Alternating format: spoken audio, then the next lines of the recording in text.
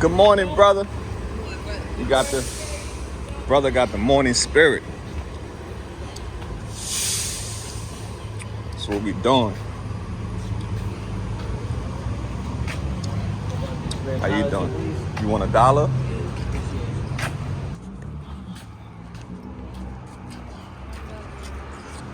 Damn. Hey, sweetheart. What's your name, dear? My name's Kaye. Kaye, okay. Nice to meet you, Kaye. You too. How you feeling today? Kind of bored. It's kind of isolated up this way.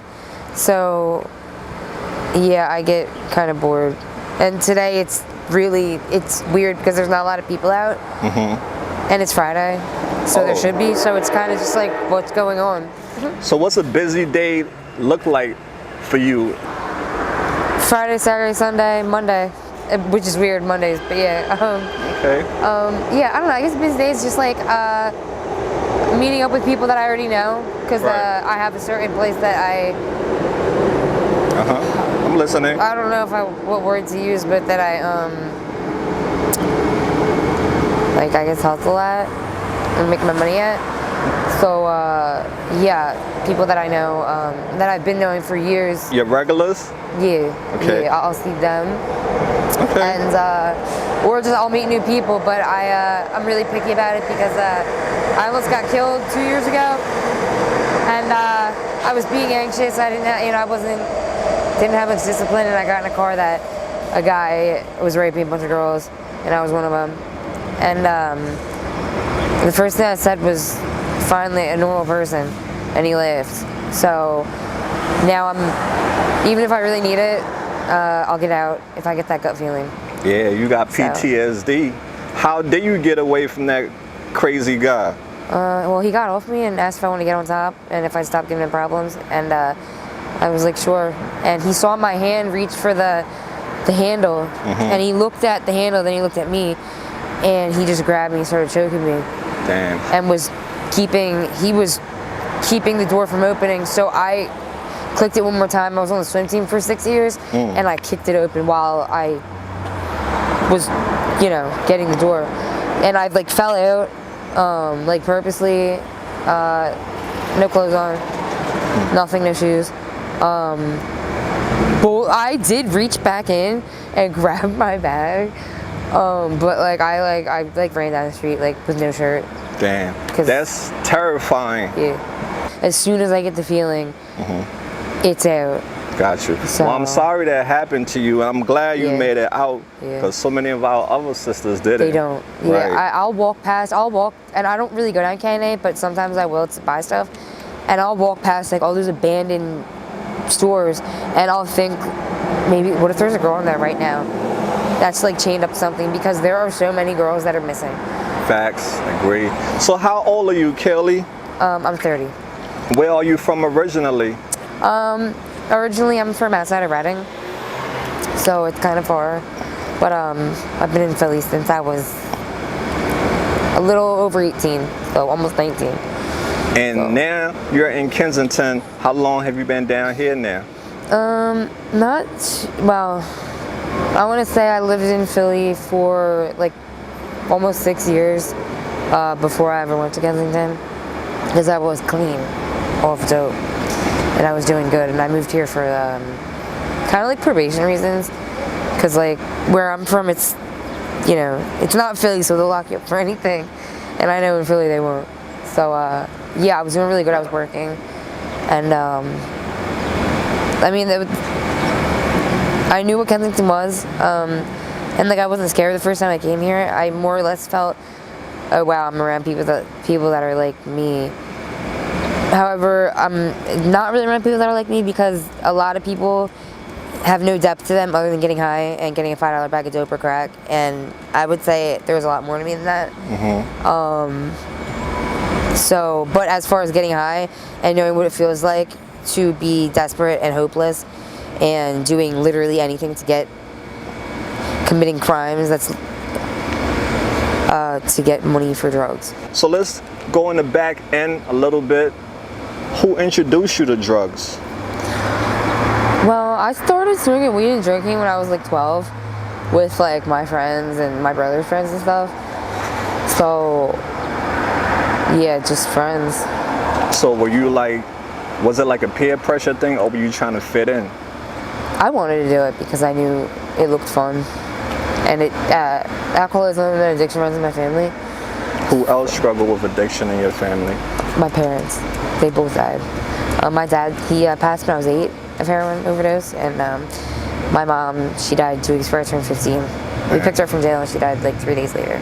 Oh, I'm so sorry, dear. Yeah. That hurts. Yeah. Do you have children? Yeah, I have a 10-year-old.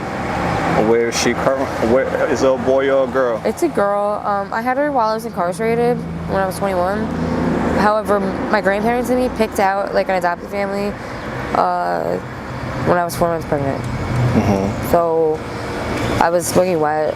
That was really what got me into doing hard drugs. From like 17 until I want to say 21, a couple times a week I was smoking wet, and that's a lot. Like, it's something that you do once a year. You don't do that every day. So yeah, my grandma decided, well, I take her advice, and she didn't want me to have this baby and me, you know, be high on wet and like something happen and the baby be hurt or me go to jail for the rest of my life. Because that's like my biggest fear, is me doing something stupid out of a split decision of anger, because I get really angry, and getting arrested for life. Yeah. Because that's a big, that could happen to me. How far do you go in school? I graduated. Yeah, I did a little college. Yeah, school, I like school a lot, so. Oh yeah? What was your favorite subject? Probably English, because I like to read. Oh yeah, you a reader? Yeah. You a bookworm, huh? Yeah, I'll read a book more than once, so. Hey, there's nothing wrong with that. That's smartness. All right, so let's talk about your current situation. Presently, what is it? Well, I mean, I know how it is when I decide to start getting high again. I know that I'm not paying rent, so I will be willing to, I wouldn't necessarily stay on the streets, because I've never slept outside before. However, like, I've passed out outside from doing heroin, but I usually stay with a guy. So you have a place to stay. You're not homeless out here? I mean, I wouldn't really say it's a place to stay. It's like, I stay with different people at different, because sometimes I can't handle their like attitudes, or like I'll be sleeping and they'll be like trying to sex with me. So I just I'll be like, I'm not dealing with you tonight. Like, so I won't stay there. But yeah, I have like 2 places where I keep my stuff at. Okay. What's a day in your life look like 24 hours? 24 hours?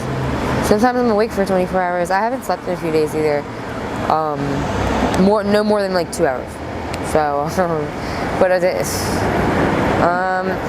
From, I would say 9 o'clock until like 3 or 4 in the morning is when I like to be out here. In the morning? Damn. Yeah, because a lot of people that I make my money off of either are getting off work at that time or going in, or even 5, 6 o'clock at the latest. And yeah, I do have like there are a group of girls I talk to that we pretty much have the same shift. Yeah. So yeah, I see them a lot. But yeah, I wouldn't say I get into a car more than 5 or 6 times a day, which like to me it kind of even seems like a lot. But I'll never get in a car and get out.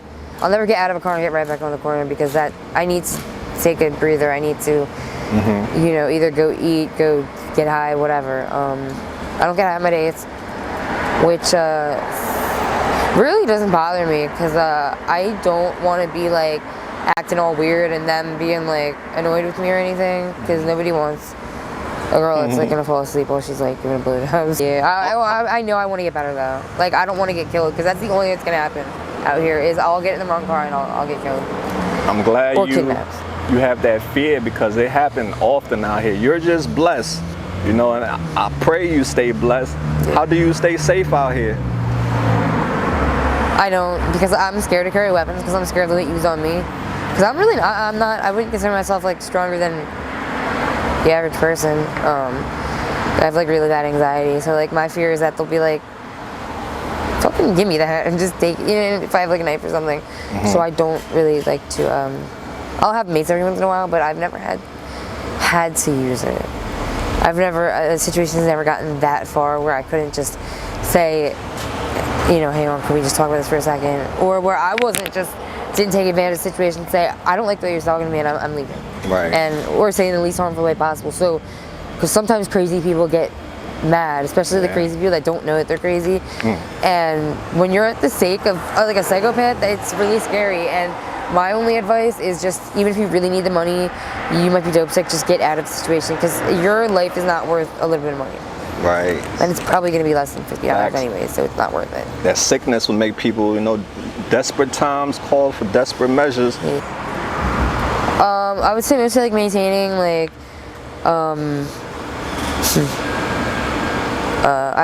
I'm one of those people, I have to like always have it on me. If I don't, I'm like. So is it crack? Are you struggling with dope only, or that's it? I mean, every once in a while I'll do crack. Right. So dope is your main thing, right? Yeah. And it's just so stupid because it just. You walk into poles and cars, like, It wasn't always like that, right? I don't really know, because I'm 30 and I haven't been doing it that long. But no, like I know that just from it wasn't like that. You could have a normal day. You know what I mean? And you were successful. You had clean time. What triggered you? Well, I was incarcerated just this year for 9 months. I got out. I went to South Philly, Gardenzia, Washington House. I was there for 2 months. I couldn't find a job, and I have good work experience. So I was putting applications at jobs that like were felony friendly, like $18 an hour. They'd call me back and say like, "Oh, I'm sorry, we can't train you. We want somebody more experienced." And and that just like really like raped my self-esteem, and like I said, fuck it, I'm gonna go down Erie and Tioga and make a couple $100 and go back. And it doesn't work like that. It just I got drunk that morning, and then to like ease myself, and then I just came down here and started fucking up again, getting high. So do you think that you'll turn your life around while you still got it? You're still young. Yeah, I mean, my grandma's 83, and her and my grandpa raised me. That was my mom's mom, the one that, when I said my mom's died 2 weeks before my 50th birthday. So the grandparents talked about her on my mom's side, and I'm sorry.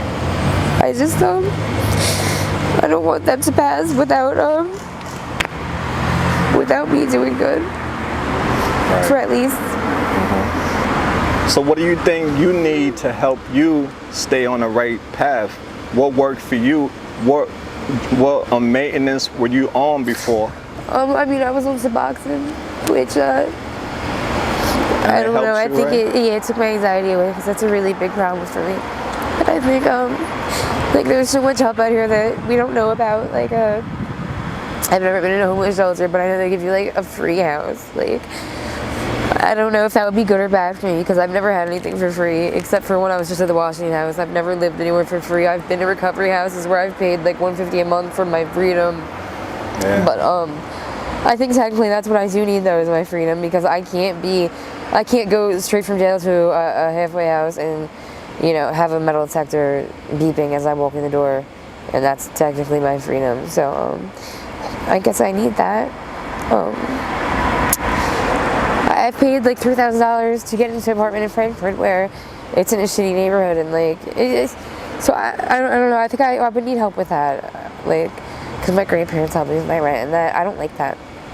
I don't like asking them for anything, because I'm 30 years old, and because they will, and I just don't think it's right. Okay, so we have 2 more questions and it's a wrap. If you can go back in time, what will you tell your younger self?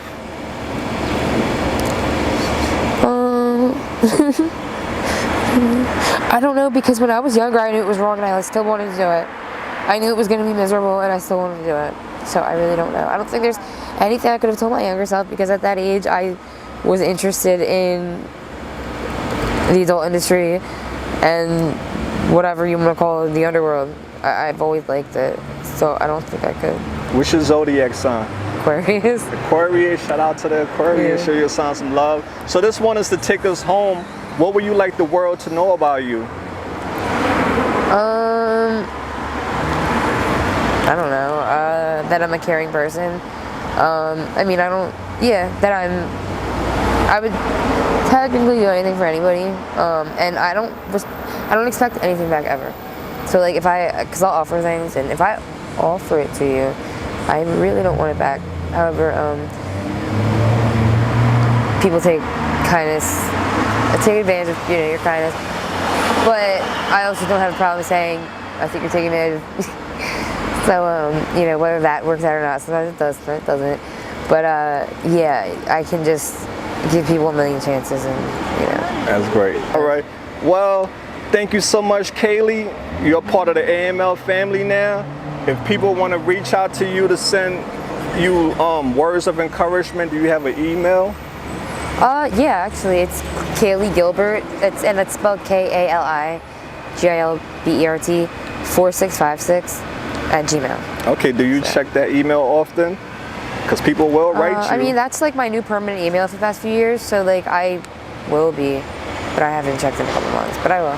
All right. Well, I hope that one day you'll be willing to turn away from this life and be in your daughter's life. She definitely needs you. So we'll stay connected, all right, Kaye? Thank you so much for being courageous. Thanks. AML family, drop all the positive comments you got for Kaye. Remember, don't be bitter, be better. Till next time, we out there. Peace out.